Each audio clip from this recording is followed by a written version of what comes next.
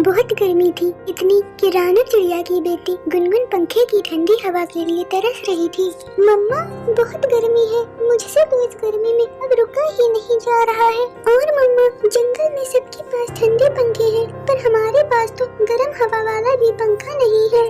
रानू चिड़िया ने अपनी बेटी को दिलासा दिया और कहा, चिंता ना करो मेरी बच्ची, मैं आज ही पंखे का कोई न कोई इंतजाम जरूर करूंगी। यह कहकर रानू अपने घर से निकली। लालू हमेशा की तरह गोरी से झगड़ रहा था। गोरी, ओ गोरी, मैं तुमसे कितने दिनों से कह रहा हूँ पंखा ठीक करवा लो, अब मुझसे बिना पंखे के घर में बैठा नहीं जाता।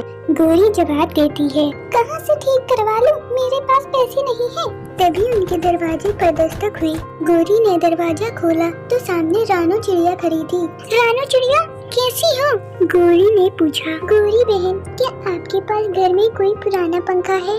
रानू ने बड़ी उम्मीद से पूछा। तभी अंदर से कालू कौवा चिल्लाया, गोरी, ओ गोरी, चिड़िया को अंदर ले आओ। गोरी थोड़ा हैरान होकर रानू को अंदर ले गई। हाँ रानू बहन, यह पंखा पुराना ही है, तुम ले जाओ इसे, ये हमारे कोई काम का नहीं। लेकिन कालू, गोरी ने कुछ कहना चाहा, पर कालू ने उसे आंख मारी और फुसफुसाया, गोरी समझा करो, चुप रहो, रानू चिड़िया हमारी पड़ोसी है, हम मदद नहीं करेंगे तो कौन करेगा।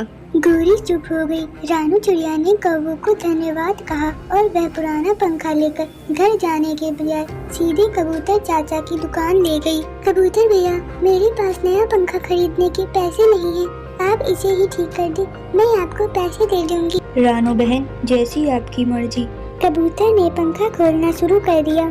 इधर कालू कौवा गोरी कौवे से कह रहा था, गोरी, मैंने चिड़िया को वो पुराना पंखा इसलिए दिया क्योंकि वो पंखा यहाँ तो ठीक होने वाला था नहीं, अब वो चिड़िया वो पंखा ठीक करवाएगी और कल मैं उससे पंखा वापस ले आऊँगा। कैसा रहा मेरा उपाय? गोरी ने हैरान होकर कहा, अरे वाह कालू जी, तुम तो मुझसे भी ज्यादा तेज हो, मैंने तो ये सोचा ही नहीं था। कबूतर चाचा ने पंखा ठीक कर दिया। इधर रानू चिड़िया अपने घर पहुंची। गुनगुन, पंखा ठीक हो गया होगा, मैं कबूतर चाचा से पंखा लेकर आती हूँ। रानू चिड़िया ने अपनी अलमारी खोली और जो थोड़े बहुत पैसे उसके पास थे वह लेकर कबूतर चाचा से पंखा लेने चली गई। रानू बहन, तुम्हारा पंखा पूरी तरह ठीक हो गया है और अब ये पूरी तरह चलने लायक हो गया है, कहो तो मैं चला कर दिखाऊं। कबूतर चाचा ने कहा और पंखा चला लिया। पंखा बहुत अच्छी तरह चल रहा था। रानू बहन, यह हिल भी रहा था, मैंने वो भी ठीक कर दिया है, अब ये पंखा पुराने पंखे की तरह चलते चलते जगह जगह नहीं बदलेगा। कबूतर भैया, ये लो, आप अपनी मजदूरी ले लो। चिड़िया ने कबूतर को मजदूरी दी और पंखा ले गई। पंखा ठंडी हवा दे रहा था। गुनगुन पंखे के सामने बैठकर बहुत खुश थी। दूसरी तरफ कालू ने गोरी से कहा, गोरी, चिड़िया पंखा ले आई है। अच्छा, तो मैं बहाने से जाती हूँ और देख कर आती हूँ कि पंखा कैसा चल रहा है। हाँ, ध्यान से देखना, सामने बैठकर देखना कि पंखा ठीक से हवा दे भी रहा है या नहीं। गोरी कौवे चिड़िया के घर गई। चिड़िया चिड़िया, थोड़ी चीनी मिलेगी क्या? हाँ हाँ गोरी, अंदर आ जाओ। और वो देखो, मैंने वो पुराना पंखा नया बना लिया है। गोरी कौवे यही तो देखने आई थी। गोरी घर में गई और पंखे के आगे बैठकर देखा। चिड़िया, ये तो ऐसे बन गया है जैसे नया हो, बहुत ठंडी हवा है इस पंखे की तो।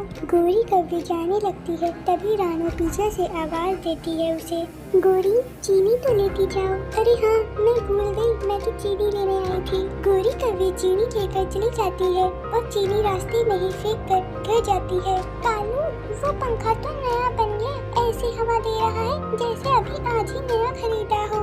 अच्छा, इसका मतलब कल मैं वो पंखा चिड़िया से वापस ले आऊं। कल क्या, तुम आज रात ही चिड़िया से वो पंखा वापस ले आओ। नहीं नहीं, आज की रात रानू चिड़िया और उसकी बेटी गुनगुन को ठंडी हवा के मजे ले लेने दो। रात को रानू चिड़िया और उसकी बेटी गुनगुन पंखे की ठंडी हवा के आगे बहुत सुकून से सो गई थी। वह रात चिड़िया का परिवार बहुत मीठी नींद सोता है। सुबह हो जाती है और सुबह सवेरे ही कालू कौवा अपने घर से निकलता है और चिड़िया के दरवाजे पर आकर दस्तक देता है। चिड़िया दरवाजा खोलती है। चिड़िया, मेरी माँ आई है, थोड़ी देर के लिए पंखा दे दो, जैसे ही माँ जाएंगी मैं तुम्हारा पंखा लौटा दूंगा।